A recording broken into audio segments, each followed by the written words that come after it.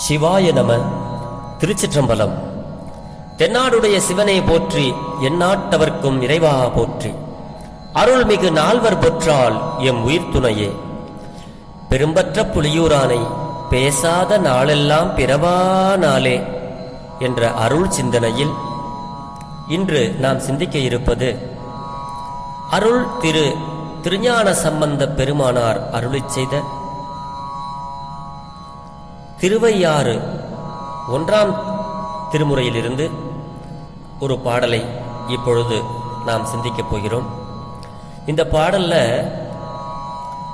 ஞானசம்பந்த பெருமானார் என்ன சொல்றாருன்னா, நமக்கு நம்ம உடலை விட்டு இந்த உயிர் பிரியும் பொழுது நம்ம இறைவனை வணங்க முடியாது. நம்ம இளமையா இருக்கும் பொழுதே இறைவனை வேண்டி நமக்கு அந்த உயிர் உடலை விட்டு போகும் பொழுது அரணாரை நம்ம கூப்பிட நினைப்போம். ஆனா ஐம்புலன்களும் நமக்கு சளி தொண்டை அடைக்கும், கண்கள் தெரியாது, நாக்கு பேசாது, மூக்கு சுவாசிக்காது. அந்த நேரத்தில் நம்மளால அரணாரை கூப்பிட முடியாது, சிவபெருமானை கூப்பிட முடியாது.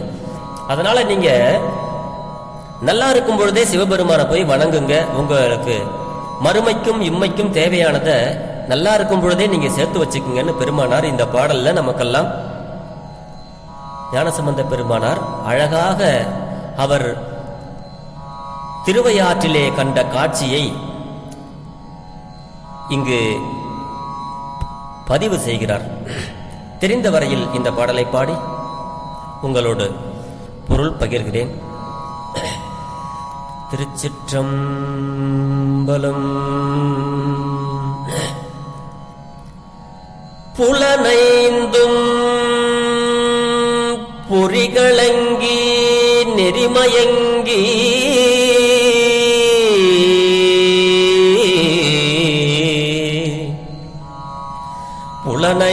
புலனைந்து பொறிகளங்கி நெறிமயங்கி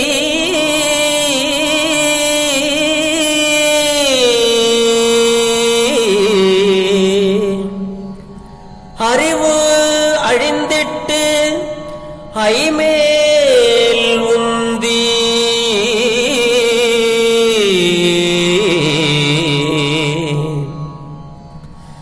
அலமந்த போதாக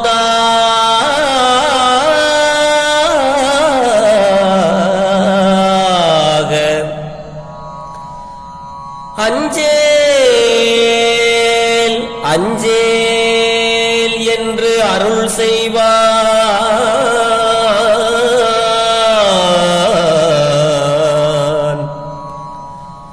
அலமந்த போதாக அஞ்சேல் என்று அருள் செய்வான். அமரும் கோயில்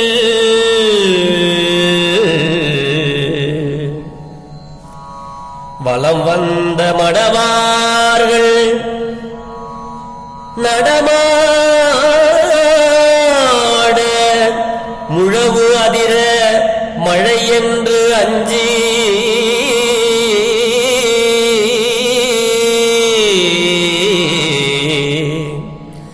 வலம் வந்த மடவார்கள் நடமாட முழவு அதிர மழை என்று அஞ்சி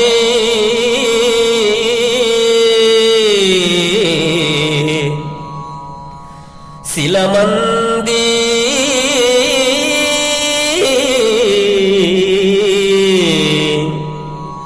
மழை என்று அஞ்சி சிலமந்தி அலமந்து மரம் ஏறி மரம் ஏறி சிலமந்தி அலமந்து மரம் ஏறி முகில் பார்க்கும் திருவையாரே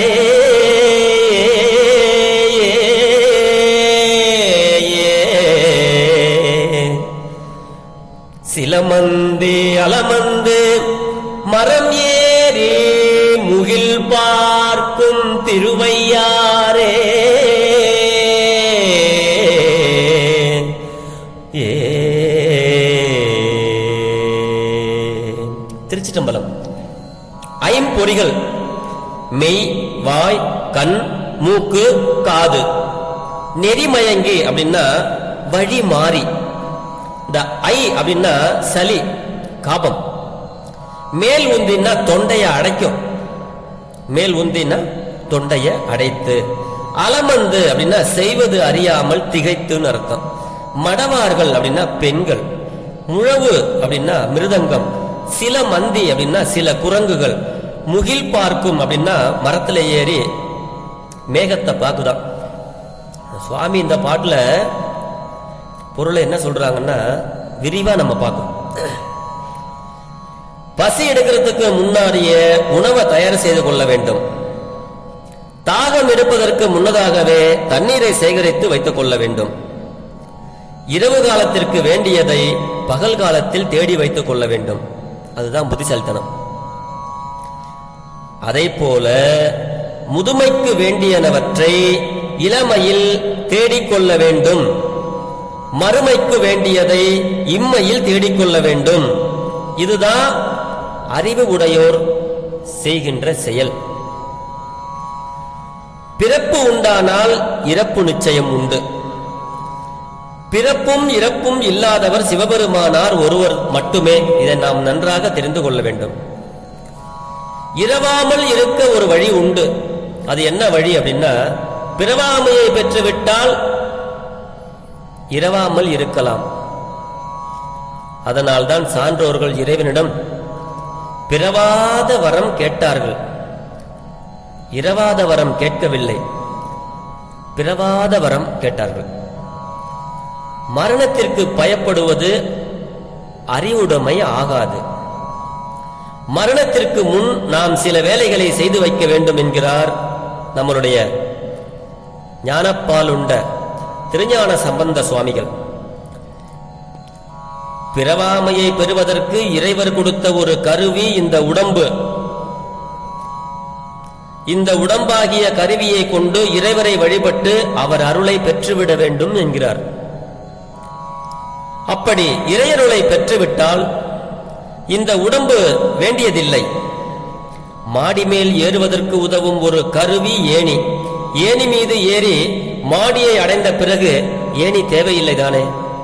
அதுபோல ஏணி மீது விரைவாக ஏறி மாடிக்கு போவது போல விரைவாக இந்த உடம்பை கொண்டு இறைவரை வணங்கி பிறவாமையை பெற்றுவிட வேண்டும். அதற்காகவே இந்த உடம்பை கொடுத்திருக்கிறான் சிவபெருமான். இந்த உடம்பை நாம் பெற்றுள்ளோம்.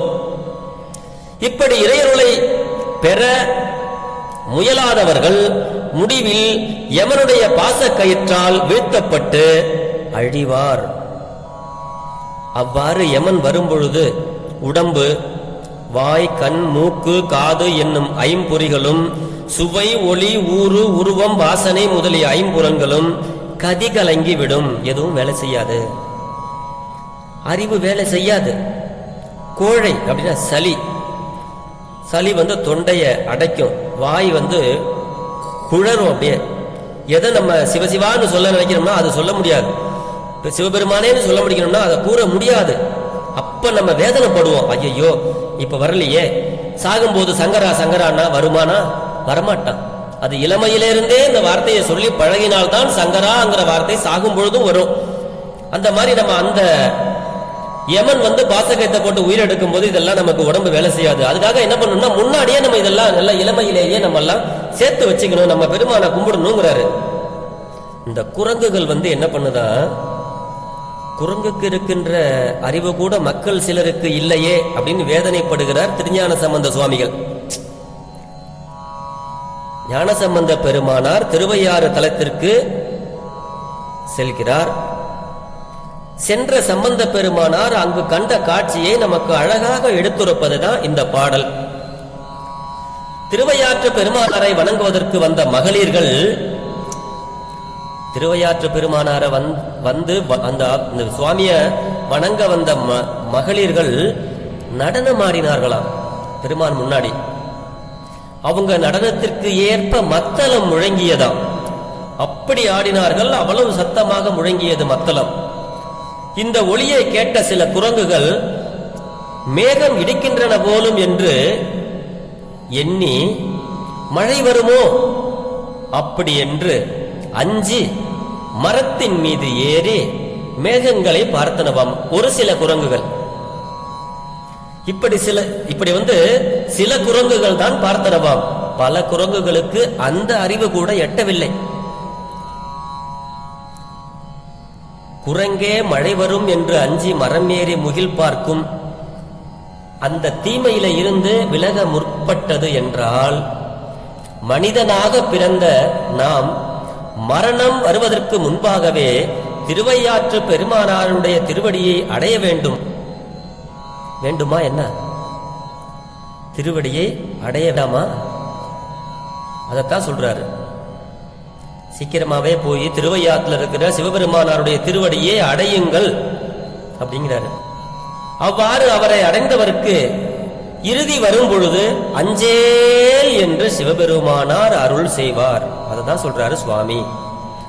இவ்வளவு கருத்துக்களையும் இயம்பி நிற்கின்ற இந்த பாடல் நம்ம தமிழ் மொழியை தவிர வேறு எந்த மொழியிலும் காண முடியாது.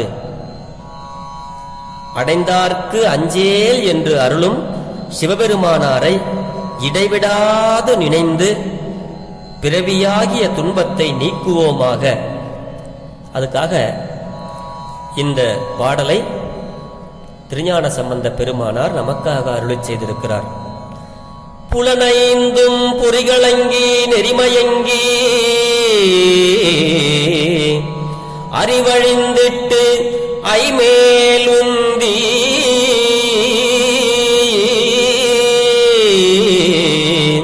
அலமந்த போதாக அஞ்சேல் என்று அருள் செய்வான் அமரும் கோயில்.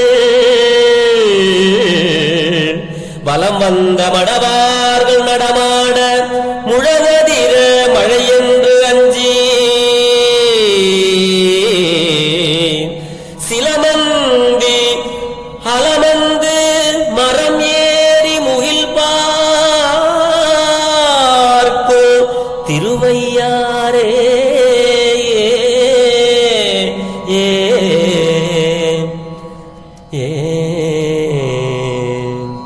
திருச்சிற்றம்பலம்.